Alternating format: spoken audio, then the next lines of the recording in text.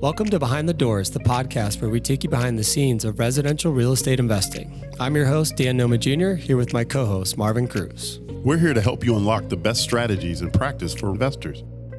Whether you're just starting out or you're a seasoned pro looking to scale your portfolio. We've spent decades navigating the ever-changing world of real estate, and now we're sharing everything we've learned to help you succeed. From off-market deals to cash flow management and everything in between, we'll break it down and bring you actionable insights that can make a real difference in your investments. So get ready to open the door to new opportunities and take your real estate investing to the next level. Let's dive in. Ooh, Dan, it's getting hot again. I know. You know, here in Arizona, I don't know where everyone's coming from, but yeah. Arizona is starting to heat up. You got big plans this summer? Not really, man. Do you? I actually have zero plans. Really? Zero plans. I know we've got a Cabo trip when the kids get out of school. That's very nice. Very nice. The end of it. Yeah, I know that's our favorite playground. Yeah, so man. That's fun. Yep. Boy, there is a lot in the news, but you know, we'll talk about that in an episode as well. But there's something that's actually been flying under the radar, and this is CWCOT. Yep. So CWCOT, I'm going to let you dive into it, but that stands for Claims Without Conveyance of Title, Yep. which, Dan, translates to what? What are we talking about? Last night, I think I brought this up in that I was speaking at that Azria event. Yeah. And I had people emailing me today, and they were just like, I've never heard of this thing. I think it's kind of amazing how many people haven't heard of this program. Right. And to be honest, I didn't hear about it either, right? Like, and this all happened, I think we were so busy with COVID that we all just didn't really understand what was going on. So CWCOT, right? Claims Without Conveyance of Title was a program that FHA put out there to improve what they thought was maybe a broken foreclosure process. Yeah. Right. And what they said is that, you know, first of all, like, do you know how many loans the government owns? Like a percentage of loans that are owned by the government. Quite You a few? have any idea? No. So like, you know, like Wells Fargo owns some loans, Yep. Chase owns some loans, you know, big banks own loans. The government owns more than 70% of all the mortgages across the country. Oh, wow. Yeah. 70. Oh, wow. 70. Okay. Now that never really comes up, right? There's no talk of that. Yeah.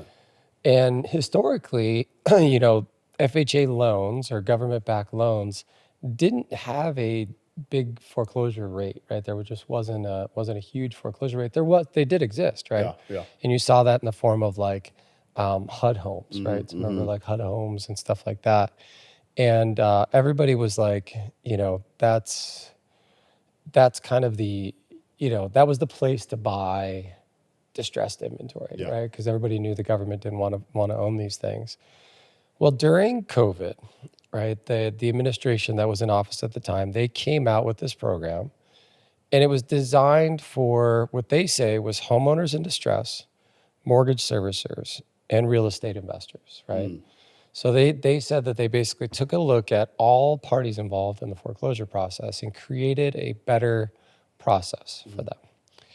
Now, when I look at this, right, to me, this seems very political. Like, it seems like a very political thing to have done, because what happens is you, let's say, for example, like you become, maybe you miss mortgage payments, right? So now you're in the process of foreclosure. Okay. Normally what would happen is, like, in states are all different on how the foreclosure process works, but let's use our state, for example. So in the state of Arizona, you know, they file first, the servicer, right, files what they call a notice of default. So that means that the mortgagee, whoever is living in the house, they now have noticed that they've missed enough mortgage payments to default the loan, and now they're in notice of default, right? And then they give them 30 days to figure that out and come out of that process. And most of the time they don't, right? Because at that point they're too far behind, and there's penalties, late fees, all those things. You add all of that up, it becomes difficult for people to catch back up. And so then those properties would get an auction scheduled, right? And that would be the foreclosure auction, and that auction would happen down at the courthouse steps, right? So it's a live human auction that takes place. when this program came out, what started happening though is that people that were couldn't make their mortgage payments, there was a lot of government funding out there that was funding the servicers in lieu of foreclosure or in lieu of filing these notice of defaults, right? Gotcha. And so what they ended up doing is that they worked out a way where they could actually technically take back title or own these homes without taking title of the asset. So on paper, it looked like, that, Bill Smith still owned the house, Yeah. but Bill Smith actually had no rights to be able to transfer the sale. Yeah. I got you. So the servicers were still getting their payments plus some to keep these people in their homes. And the people that had defaulted, as long as they could show forms of distress, like they were able to stay in these properties, right? And so the idea was to kind of mitigate the loss, right? We Yeah. didn't, I don't think anybody wanted to just put a bunch of people out into the streets. And so that was the underlying plan. The problem is that it just lasted for too long, Yeah. right? So this went on for almost 4 years. And I'm sure the government didn't want folks to know that there was that many people in default on their loans. No. Possible. Yeah, no, I don't think anybody wanted to talk about it. Yeah, exactly. There was coming into election year, stuff like that. Yeah. Like nobody wanted to talk about this program. So what happens, fast forward, right? So I should also mention that as part of this program, the way they designed it is that they also designed it so that the mom and pop investor could come in and purchase these properties directly from like a CWCOT provider, right? So from the servicers would hire these provider companies, and the provider companies would either hold auctions or they could sell these properties. Yeah. Well, that also never happened, right? No one got those assets to sell. And as a result, you ended up with like a backlog of them, Gotcha. and there's quite a few that are sitting out there. Gotcha. And for those listening, don't worry, we're not diving into boring government policy, but what we are actually talking about is opportunity and strategy for whether you're an agent or an investor or you're a hustler on the real estate side. This is a huge opportunity for you. Yeah. Because when I was hearing you tell me about it, I was almost thinking like this is an express lane for someone who's looking for distressed properties. Yeah. And so, Yeah, they created really, an express lane for both the person in default yep. to quickly put the property into this program. Therefore, like they could recover from the foreclosure faster. A lot of them stayed in these properties. So a lot of times the asset is occupied at closing still, where they didn't have to move out of them. And then the investors, now that the floodgates are open and we can actually access these things, they can buy them and they can take them down. But like let's remember like the underlying thing here is now when you go to buy, let's say you were to buy one of these properties, the thing that you as an investor have to get comfortable with is you're buying a property that could be occupied by the old homeowner who has been maybe staying in the property for years and hasn't made a mortgage payment.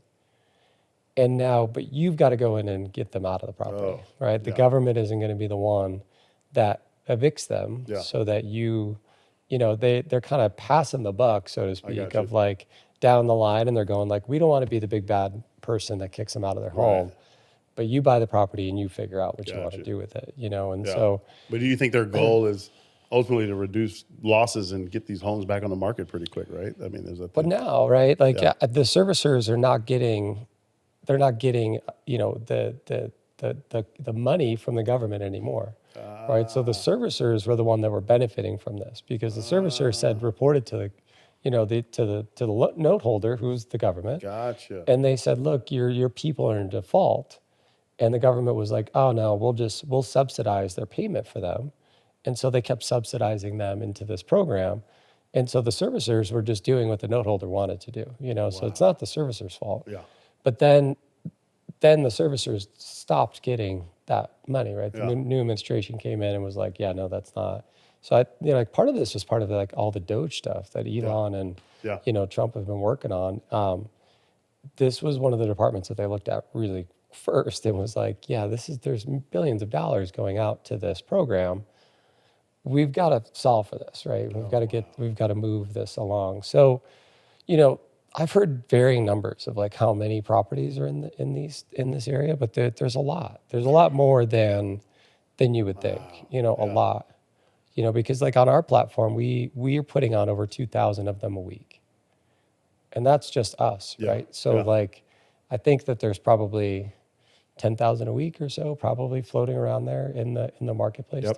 to be Yep. purchased. So So again, for those listening, CWCOT got a lot of less tension than MLS, and simple reason is no one knew it existed. yeah, Simple, right? yeah, yeah. I mean, it's the servicer, the way the process works, right, is that the property is considered foreclosed. Okay. Okay, the mortgage servicer opts to sell it through the program versus transferring it back to HUD. Right.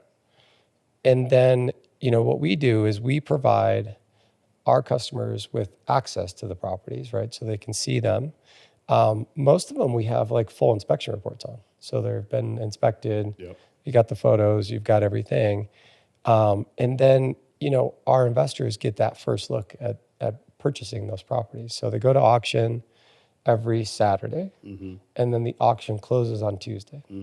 So they're on our platform. Like today, we uploaded the new list. So we uploaded the new list on a Monday or Tuesday. Yep. So the new list goes on a Tuesday. Auction starts Thursday, and that auction goes till Saturday. Yep. At the conclusion of the auction, right, it takes a couple of days for them to filter out like who was the highest bidder and all those things. And oftentimes, the properties don't sell, right, because they haven't hit the minimum reserve. And then as a result, they come back on the following week, and that process like continues Starts all over again. until that property, either the servicer reduces the minimum bid number, Right. or the property sells. Right. Right. And I know what investors are thinking, right? This isn't always a pile of trash. In some cases, the house is clean. Yeah. Just folks hit a rough patch. That's all it is. I mean, we've Right. all been through some financial hardships in our time, and a lot of that's what it is. Yeah. And so sometimes people hear auctions and they're thinking this is a trashed house, and that's not the case. No. Yeah. It's always like, auction has the stigma of like you're gonna get the deal. Yeah. And I don't think so. I mean, there was a time, like, don't get me wrong, like when we first were buying houses down at the courthouse steps, we were buying properties at a discount down there. Yeah. But then like technology has made it such more efficient, and the access to that inventory has become more competitive, and therefore the prices went back up, right? The risk came down significantly. Like I bid on one last week. I was thinking that the property was a good opportunity. It was still a good rental opportunity, and I didn't get it, but I did get a full drive report on the property too, which was like kind of surprising. Like that quickly, well, like within the day, I Yeah. had the title report that I needed just to make sure that the title was clear. And then I also got a drive report in the same day. Wow. And that was all just because like the technology is out there to be able to do that now and get that stuff. So, they're not to be, I don't think you have to be scared about buying these things. I Yeah. mean, I think that there's a lot, like, of course, like, if you could inspect every property, get into it, great. But you're getting a little bit of a discount to take some risk. Take some And, risk, yeah. I think it's like if you can buy them in the right areas, where you're not having to worry about, maybe it's like underground plumbing issues and foundation cracks and things like that. I think there's a good opportunity in these things Yeah, to yeah. take them down. Yeah, and if you're an investor, listen, this is where your ears should perk up, right? Yeah. If you think about it, you're dealing with transparent auction, so that's one. Yep. It's usually below market prices. That's pretty common with these. A lot faster closing than HUD sales were. And then obviously these could be great rentals or flips. Yeah. Yeah. Yeah. I think, I was talking to an investor in our program the other day, and he was asking me about this. And I said, like, I wonder if you go to the property after you purchase it, if the homeowner, I mean, being that they're still there, they've been there, like, 3-4 years of this process, I'm sure that they've maybe even recovered from whatever their financial distress was. Maybe they can become your tenant. rather Possibly. Yeah. rather than evicting them, Yep. like maybe you just put a solid lease in front of them, and they'll consider that. That could be a nice way to transition these people. Absolutely. That Yeah. would Yeah. be Yeah. Help someone out. You never know what people are going through. yeah, And they're just probably just embarrassed more than anything to say they need help. All right, yeah, let's get tactical. So, yeah. how I'm an investor listening, Dan, how do I actually get in on this? What do I got to do? Yeah, I think out of the gate, you've got to register with a platform in it, and that we hope that platform becomes us, Yeah. right? Like, because our salespeople are now trained into how to manage this process, Yep. and we have access to the supply. It's not like we're one arm's length away; like we're direct to the supply, Right. right to the servicer on the inventory that's coming in. And we evaluate the asset for them and give them all the details of the property. Yep. So Let I me think let me it's let me like say that again, register, right? Register with Easy Street Offers. Yeah. It's free. Yeah. We have direct access to this inventory, Yep. and we're going to funnel it to you Yeah. after we review the asset. So Right. that's awesome. Yeah. Yep. And then get your I guess understand the rules of the game, right? And the rules of the game are pretty simple. One, you've got to have cash, right? You've got to be able to close in cash. And that also means like hard money works. We just need access to it right away. Yeah, because if the auction closes on Saturday, Monday or Tuesday, I'm going to call you and go, hey, we've got to fund this thing, and you've got to have the wire. We've got to go, Yeah. and so we definitely have to wire for them. We are essentially a proxy for all of our buyers. That's how it Yep. works. Yep. So we aggregate all the offers and then send them all in, and then the servicer's coming back to us and going, yeah, we like this one. This Yeah. is the one that we're I going like to go that. with. So you've got to have some agility there, and you've got to provide that proof of funds. So having access to the capital, like line up the money while you're thinking about Yeah. buying them before you Get place ready. a bid, because you might get it, Yeah. and then when you get it, you gotta pay for it right away. Gotcha. Now, So what there's if not I'm an like agent yeah. and I want to help buyers? Could I participate in this? Yeah, I mean, if you're an agent and you wanted to help some buyers, get access to this inventory for sure, just know that they've got to move fast, right? Your Yeah. retail buyer getting a traditional mortgage, this is probably not the product for them. Yeah. I mean, and maybe you could find an investor though that'll buy it. Maybe it's one of ours, and resell it to one of your clients, for a bit of a lift, just because that gives them access to it as some Gotcha. additional supply. And should the agent get HUD certified as well? They could, right? I Yeah. think I think there's like great education out there. One of them is like Brandon, when the CIAS training that we Yeah, had that's him gonna in be here on exciting. our Yeah. show. He gets into this on his education, and I think like finding it out there is great. I took the HUD course years ago. I don't even know that it's been updated, but maybe it could have been. Got it. But I think, yeah, you've got to understand what you're dealing with here as an agent. So it's not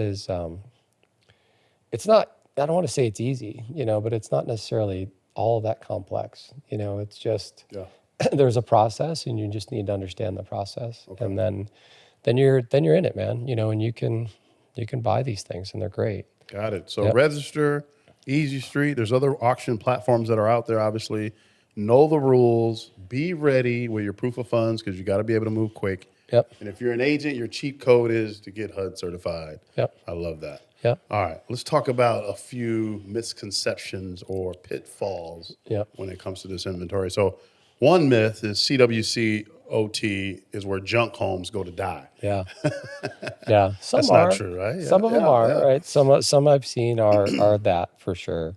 But then there's others that are not. Like Yeah. you look at it and it's like the house is clean and the family's kept it up and they're still living there. Like Yeah. those homes are great, Yeah. and so Some are there's move-in ready. yeah. Little, maybe a light rehab, and Yep. you're good to go. Yeah. All right, next myth. Yep. You can't finance these homes. No, yeah, you definitely can. All the above, all the normal kind of financing methods. So hard money, DSCR loans, Gotcha. cash, all of those things are possible. They just have to be set up in advance, to be able to access them. So in a lot of cases, like in a DSCR scenario, an investor might close it in cash and then cash out into a DSCR kind of loan Yeah. afterwards. Got it. Yep. But yeah, make no mistake. Do your homework. Title, liens, Yeah, for sure. property condition. Yep. Yeah. So, you're still going to get the opportunity to review the get a clean title report. So you want to make sure that you're getting title insurance on every single one of these Gotcha, purchases. gotcha. I mean, you can't trade it without it. So Yeah, you've gotta have it, and you're gonna get a, a trustee's deed, so to speak, at this closing. So, it's important that you have done your title research in yeah, advance too. yeah. Jan, can you share an example of somebody that you know, like a real life story of someone that actually has taken advantage of this? Yeah. Yeah. I mean, we're seeing people buy them, left and right. I mean, they're coming out of the woodwork to purchase these. I think this is like the inventory that a lot of real estate investors have been waiting for, right? This was always like, I remember hearing rumblings of like, oh, the government's holding back a bunch of foreclosures, and, nobody knew where they were and what they were and all those things. And now there's finally access to Yeah. them. I think what's interesting about like right now, as they're releasing them, is like interest rates are still pretty high, and so it's kept a lot of like the bigger investors on the sidelines. But the mom and pop, like this, to me, seems like the moment to strike. Yeah. Like if you could come in and you could strike on some of these before some of the bigger players get back into the business of buying, I think there's some really big opportunities that you could take advantage of Yep. here, Yeah. and so I don't think you're going to buy these properties at 60 cents on the dollar. Like I don't think that's realistic. There are enough seasoned investors that'll pay more for them, but I do think you're getting a discount to market for sure, Yeah. by acquiring it Yeah. this way. This Yeah, could be the best kept secret yeah, right now in our yeah, industry, right? yeah. It's faster, it's a little cheaper, and it's the biggest part, it's going to be way less competitive now Right, because it's not popular. Nobody knows this exists. right. We might be giving away a big secret today. Yeah, maybe everyone rushes back and Yeah. starts taking them down. But yeah, I think that it's definitely been overlooked, Yeah. right? There's no question that most of the investors that we talk to, and I think we talk to a lot, don't know anything about it Yep. and are interested, Yep. because a lot of them have bought at trustee sales and foreclosure sales and things in the past. This is just another version of that, Yeah. right? It's probably a more streamlined, clean version of that process, Yep. and Absolutely. Yeah. so And maybe if you're nothing crazy new here, no, but just a unique supply of properties. And I don't know that we'll ever know how many properties are in it. You know, I've I don't think asked, you want to know. I don't know. I've asked every servicer I've spoken to. I've asked, and they are tight-lipped about it. They're not telling how many are coming behind it. So, so far we've seen thousands, Yeah. and so, I would think that it'll just continue to be that many for a while. Yeah. So You if you're know, an investor, start watching these auctions. I can tell you that. yeah, man. And if you're an agent, get HUD certified. It will help your buyers win more. Trust me. Again, we always talk about our agents, but just being an expert in the HUD side could Yeah, help investors as well. yeah, And so that's awesome. yeah, Yeah, and we got resources, by the way. We don't talk about this enough, but we have resources. We should do an episode just on our platform. yeah, I think we just got to do this because you have to see it. yeah, We funnel all of this up to you in design for your buy box, not just location, not characteristics of the home, but financial. Does it make financial sense for you? yeah. And now you're going to have this other section that will show you the CWCOT Yeah. properties. Yeah, we just started breaking them out. We Yeah. kind of had them lumped in there together, and a lot of our investors said, why don't you why don't you break them out and have them separate? Yeah. So I now can go in there and I can see which ones are bank owned or through this program, or which ones are retail or off market properties this way, or regular MLS properties, and so now they're seeing them separated, which seems to be helping a bit. I love it. So. Any key takeaways then as we close this episode? What do you want folks to remember? Yeah, I think that, if you are a real estate investor, the thing you've got to remember is like you've got to buy right. Like the moment that you buy is kind of critically important. Nobody has a crystal ball, right? I'm not going to sit here and be like, this is the moment to buy. Like this is the nail. I just think that like, if distress continues in the marketplace, which, seems to be kind of the trend right now, is Yep. that we're seeing a lot of price reductions. In the month of March, I read a statistic that 72% of all single family homes that were listed on the market nationwide saw a price reduction. 72%. Yeah, Yeah. that's a lot. Nationwide. Yeah. Nationwide. That is a lot. That's a lot. So like that tells me that, you're going to see it's going to get a little worse before it gets better. Yeah. And how much worse becomes the question mark, Yeah. right? But if you can buy a property today and you can cash flow it as a rental, or you could buy a property today and you could flip it, and you could do that with less competition in the market. What I mean by that is like a lot of these bigger operators that buy thousands of these things, like if you don't have to compete with them, you're going to pay less for the property in general. Yeah. Right. So even if you pay, maybe let's just say that the market on these properties today is, 85 cents on the dollar. Yeah. Right. Okay. So maybe you're buying that property at 85 cents on the dollar, and maybe, the property value just continue to decrease another 5%, really. And you probably should have bought it at 80.